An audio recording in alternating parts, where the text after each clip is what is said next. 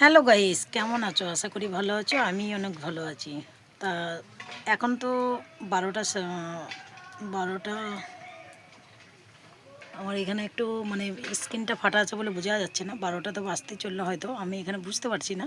তা যাই হোক, কেমন আছো কমেন্টে জানাবে। আমিও ভালো আছি। তা এই যে চান টান করে ভাত বসিয়েছি। হয়তো অনেকে ভাববে যে এত দেরিতে ভাত অনেকের রান্না হয়ে যায় এই টাইমে। আমাদের এরকম টাইমে রান্না হয় কেন, আমাদের খাওয়া হয় 3টের মধ্যে, মানে 3টে 3:30 বেজে যায় খেতে খেতে। তা যাই হোক, ভাবলাম বন্ধুদের সঙ্গে শেয়ার করি কি রান্না করছি।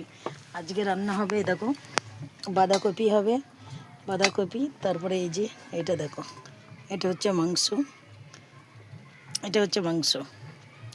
আর হচ্ছে আরেকটা কি জানো, এটা হচ্ছে শাক, এটা হচ্ছে তেওড়া শাক, তেওড়া শাক রান্না হবে।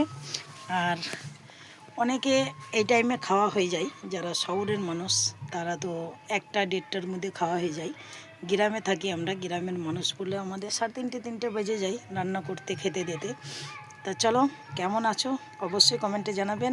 আর কেমন লাগে আমাদের ভিডিওগুলো অবশ্যই কমেন্টে জানাবেন, পাশে থাকবেন। যদি ভালো লাগে লাইক শেয়ার কমেন্ট করে যাবেন। টাটা, শুভ দুপুর।